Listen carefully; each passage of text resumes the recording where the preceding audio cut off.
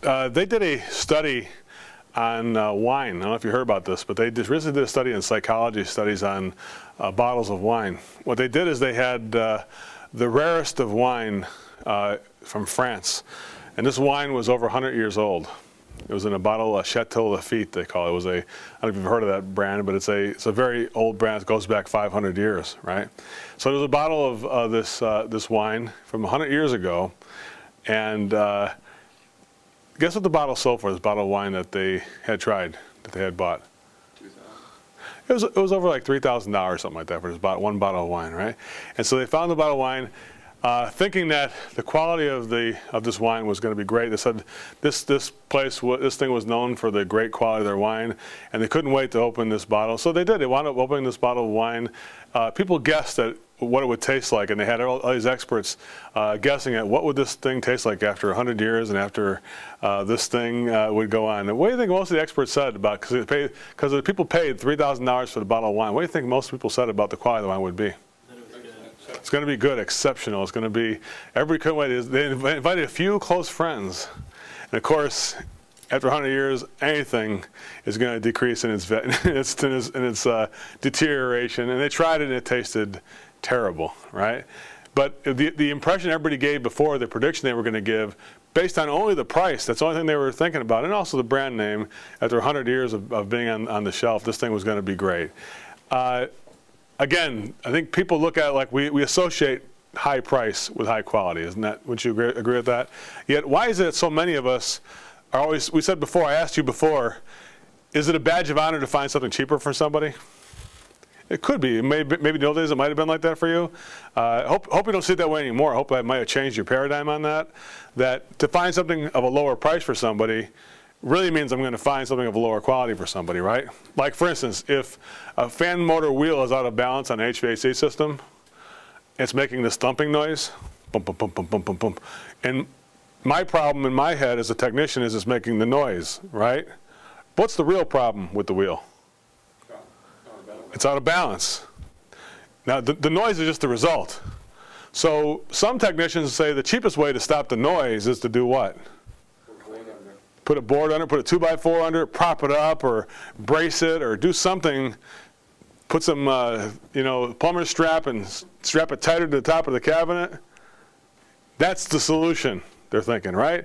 It's the cheapest way of doing it. I mean, a piece of 2x4 with a sledgehammer getting under the blower wheel, under the blower cabinet is cheaper than changing the entire wheel, right? Am I really doing somebody a favor by doing it cheaper like that? No.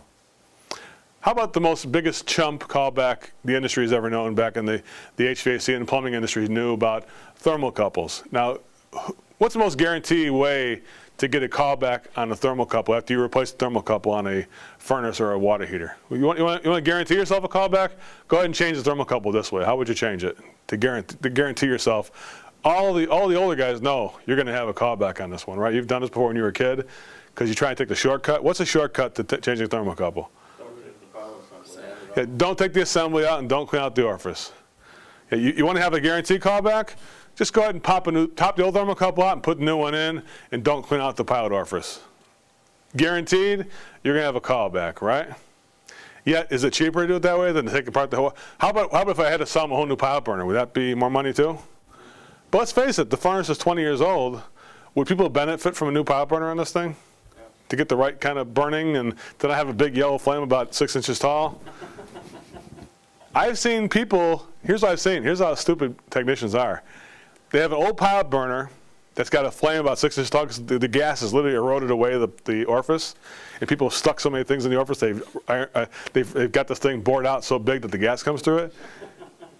I've seen technicians keep the same pilot burner, but steal an orifice from a different pilot burner in their truck and put the new orifice in the old burner. You ever see that before? You probably did it yourself, even. You probably did it yourself, even. So what are we doing like that? Why are we doing that? We don't want to do, is it impossible to take that burner, a pilot burner, and just give it to the people and say, let's put this in here and let's make it part of our service? We're trying to make things a little cheaper for people, right? Well, creating package solutions is the opposite of that thinking. Not only am I not going to make it cheaper, I'm thinking about how can I raise the quality of this thing as high as I could raise it for my top option. Now, I may have the bottom option. Who would agree that the bottom option in those cases stealing a pilot orifice out of a new burner, putting an old one, or taking a 2x4 under a blower wheel is probably just shouldn't be offered to anybody. That's just unsafe. Wouldn't you agree? Those are just stupid things that no matter what, we should not offer those options at all. I think they're kind of amusing to us because we've all tried those. We've all, through our history of being a technician, we've all had our mother in the truck with us, right? And we tried to put the Band-Aid way of doing it. We tried to use the plumber's track or the duct tape or the aluminum tape to stop duct leakage, right? How long does that last when you use aluminum tape to stop duct leakage? Just flapping in the wind about 2 months later, isn't it? So the bottom line is there's a study, you know, the top options have to have more value than the bottom options. You're going to create your package solutions. What's going to go into your packages? We talked before about this, right? So your top option is going to be your premium title. It's going to be an all-inclusive solution that includes the entire system, whatever the system is. So a contractor, let's go over some parts of a system. If you have, let's say you're an electrician, let's work with him first. We have an outlet that's bad. It's got a burnt out outlet, right? It's flared up and it's even had a little black spot on it. The whole thing is shot. We have to say to ourselves, age. How old are all the outlets in the house? Let's say the house has 40-year-old outlets in them. They probably don't even have a grounding. All the outlets don't have no. They have no grounding, you know, hole for the outlet. They're all the old just two outlets in. They're all 40 years old. Well, first of all, does the age of all the outlets in the house justify me at least offering you all new outlets in the house? Yeah. How about the fact there's no grounding, a design issue? We have the old design where there was no, the safety part of it, there's no grounding hole on the three-prong outlet, so therefore, that's another reason, another justification why I would offer you every single outlet in the house, right? Let's renovate all the outlets in the house. I look at the outlets, what controls the outlets?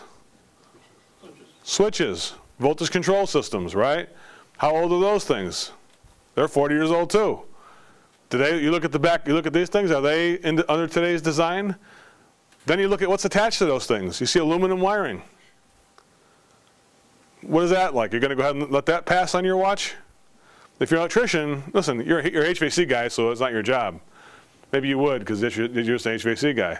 But electrician, you can't let that pass, right? You got to say these are things that are design, installation issues. You see some electrician downstairs who just did the outside deck.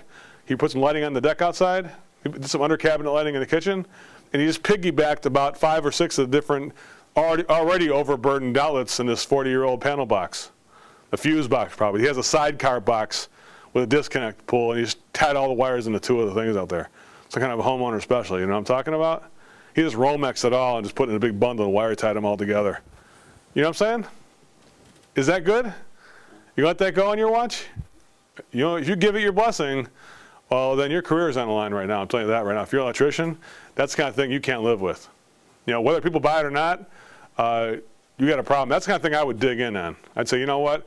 I'm not leaving the house till we figure this thing out here, because I'm not going to leave you have that kind of a situation like that.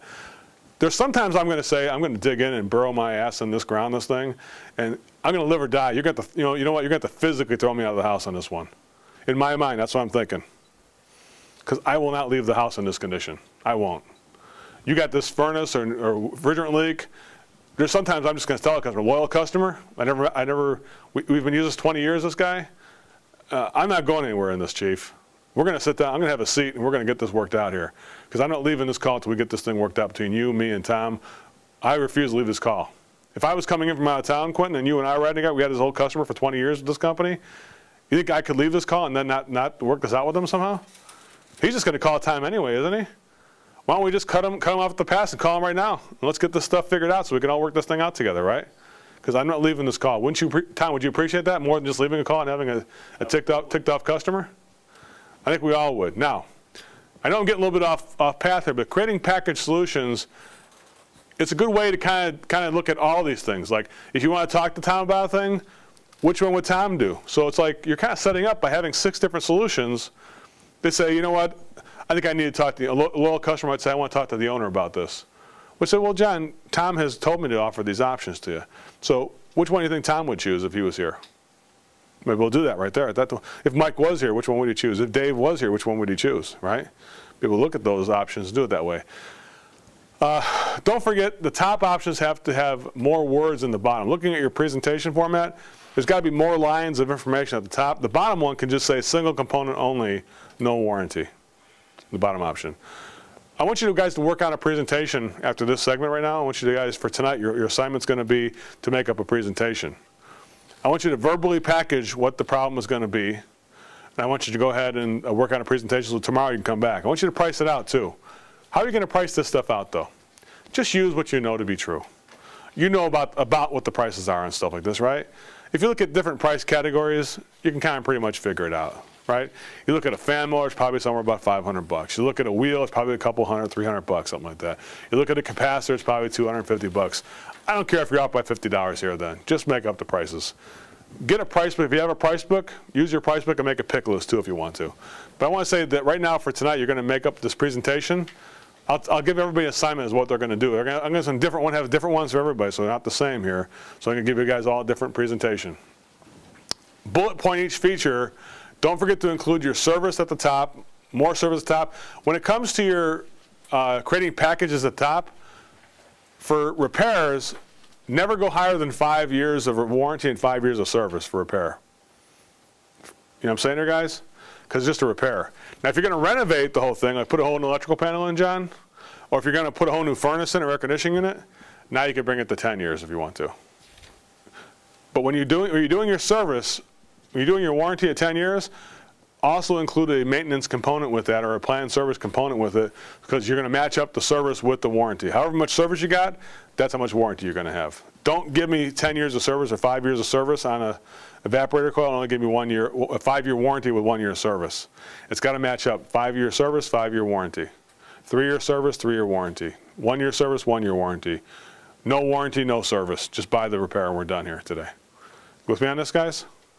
Always make your service and your warranties match up. Otherwise, you become an insurance salesman. Now, in the case of plumbers, it's a little different. On like drain cleaning calls or on whole house repipes or something like that, that's a complete renovation. Now, you could do some things like clean the sump pump out or drain the water heater, flush the water heater, that type of stuff out. You could also do things like we come out and clear the drains every couple of years and just kind of preemptively clean the main out every couple of years to make sure it's clear. Maybe we jet it out every 5 years, something like that. You could do a maintenance component with that too in your plumbing processes as well. But for HVAC, we know what the planned service program is. For electrical, there's other components too.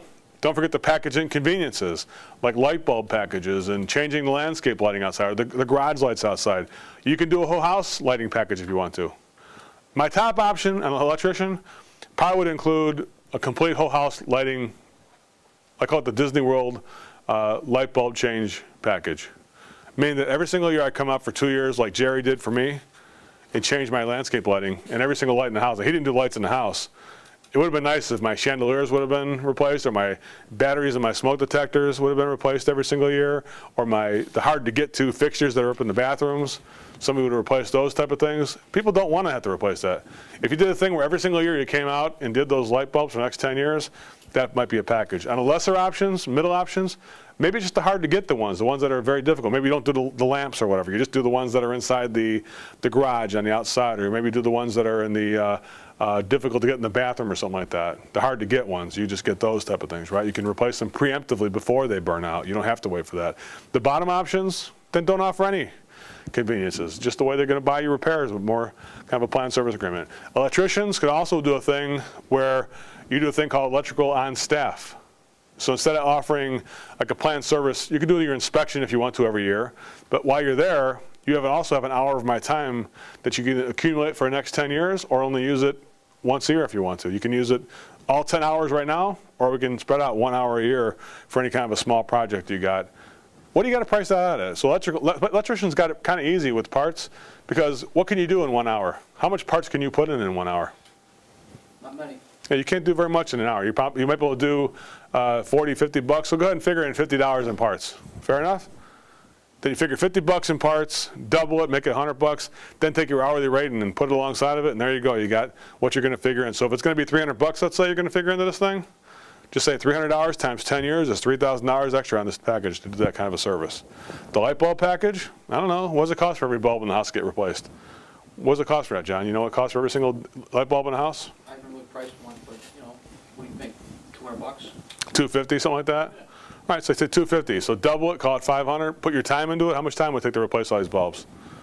3 hours? 3 hours, sure. So you got 700, let's say something like that, maybe $600, $700 you're going to charge for that, plus 5, so $1,200 a year. So that's 12,000 you're going to throw on top of this package for 10-year package. 5-year package would be 6,000 more. So if I got a 5-year electrical panel I'm going to do with a 5-year light bulb change package, a surge protection, the panel, am I going to be close to somewhere in the $15,000 range? Would that be unusual to see that kind of a package? No, it should be about right. Yeah, that's what you're going to see. The bottom option, just the panel by itself like you normally would do, right? And you can even use a subgrade panel. So this one I'm going to use our basic 100 amp panel. It's a light gauge thing. It's not very good. It won't last very long. Matter of fact, I only have a 6-month warranty on it. That's the bottom one. Price that one about where your competitor is going to be, John. Because nobody's going to buy it anyway. What you're doing is you're describing what your competitor's like through your bottom option. With me on this? You can tell people, John, you're likely to see other people do this bottom one for this price here, because this is what they're doing more or less for that price. You're kind of saying this is what the industry is going to probably, you want to put something down for $150, something like that, or for whatever the price is going to be to get this quick fix. Put it down. You're selling equipment out there, HVAC equipment? Put one down for whatever your competitor is selling it for. Just call it your builder's model. It's noisy, it breaks down a lot, there's no warranty, only normal working hours. That's what those guys are doing, you understand this?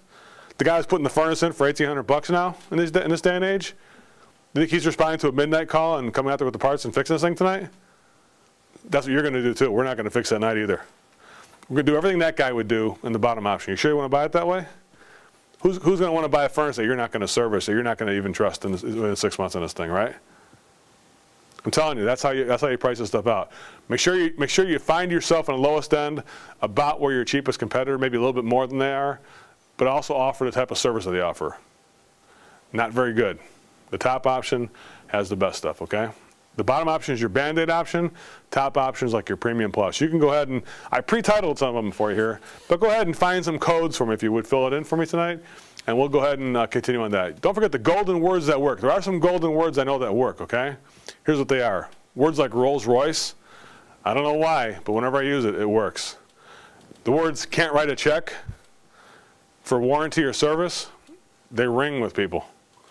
How do I know it rings with people? I've asked them, I said, John, why did you decide to buy that one? I got the cheaper ones. Why'd you go that way? He goes, people say, Joe, when you said Rolls Royce, I had to have it. Joe, when you said I can't write a check for 5 years, whew, that's what I want right there. Those words have come back to me, and other people who've done this work come back to them and said that this is what people are buying at this point. So those are golden words I know that work. Do you have any other golden words that you guys know that work? What kind of things do you use? Like Quentin and Dustin, anything you guys have used that you could share with us that you know that work? I like just any kind of nice protection if you guarantee something like a no clog, no drip or something. Some kind of a no clog, no drip, some kind of a protection warranty of some sort. Some kind of thing where you're guaranteeing is like all inclusive. No matter what happens on this thing, you're covering it. How about the refrigeration no leak package? The guaranteed not to leak. You can't write a check for refrigerant leaks for 5 years. How would that sound? Now, what would you have to do for that, to guarantee that? Would you charge the same amount to just pump it and go? You better do what on that one? Yeah, you better start checking for leaks, and you better start figuring something in for coming back and putting Freon in now. So if you can't find leaks, but you're doing this, now you got to start figuring out every year to come back and just price it for the next 5 years to come back out twice a year, put some refrigerant in this thing. As well as, if you can find and fix a leak, you can do it that way too. One of the cool things I see out there with some of the advanced tools you can see that can find leaks in refrigerant and find some of this stuff, you can do a lot better than you could in the past. You can actually make that part of your diagnosis, actually to find leaks with these infrared detectors and that type of stuff. Anyway, that's all we have for Creating Package Solutions. Tomorrow we expect your presentation.